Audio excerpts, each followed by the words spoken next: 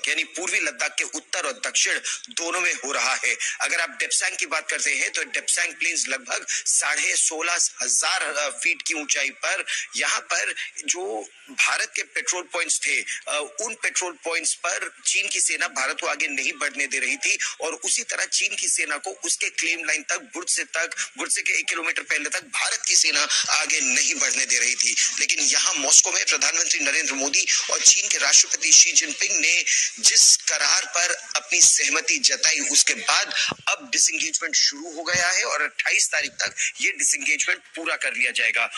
पूर्वी लद्दाख के उत्तर में डेप्सैंग में और पूर्वी लद्दाख के दक्षिणी भाग में ये डेमचौक पर हो रहा है, जहां चारदिंग नाले के एक पार अब भारत की सेना धीरे धीरे पीछे हट रही है और दूसरी तरफ चीन की सेना नाले के अपनी पूर्व की छोर पर जा रही है और अपने टेंटों को, अपनी बख्तरबंद गाड़ियों को धीरे धीरे वहां से हटाया जा रहा है। इस पर म्यूचुअल वेरिफिकेशन भी होगा, यानी भारत की सेना ये सर्टिफाई करेगी कि चीन की सेना पीछे हटी है और चीन की सेना अब इस पर सर्टिफाई करेगी कि भारत की सेना पीछे हटी है। ये जो नया करार हुआ है ये केवल डेप्सैंग और डेमचौक तक सीमित है। जिन पुराने इलाकों में बफर जोन था वो बफर जोन अभी भी उसी तरह से चलता रहेगा। इस पर रक्षा मंत्री राजनाथ सिंह ने सहमति जताते हुए कहा कि ये भारत की कूटनीतिक और जो मिलिट्री नेगोशिएटर्स है उनके निरंतर पिछले 4.5 वर्षों तक इस मुद्दे पर काम करने का नतीजा है कि अब दोनों ही सेनाएं पीछे हट रही हैं, शांति बहाली की ओर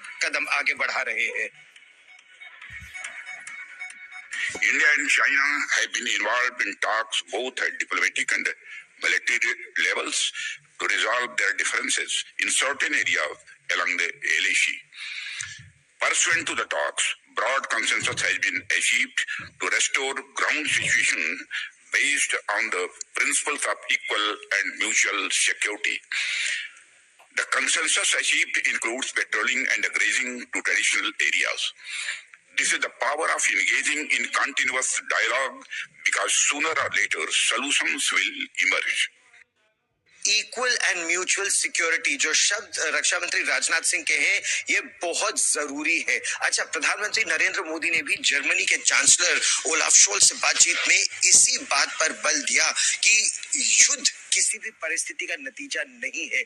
यही बात प्रधानमंत्री नरेंद्र मोदी उफा में रूस के राष्ट्रपति व्लादिमीर पुतिन से इससे पहले कर भी चुके हैं और यही बात उन्होंने यूक्रेन के राष्ट्रपति वोलोदिमीर ज़ेलेंस्की को भी समझाने की कोशिश की कि किसी भी समस्या का समाधान युद्ध के मैदान में नहीं निकल सकता।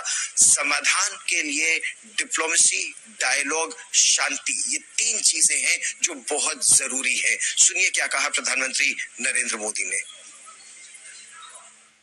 यूक्रेन और पश्चिम एशिया में चल रहे संघर्ष हम दोनों के लिए चिंता के विषय है।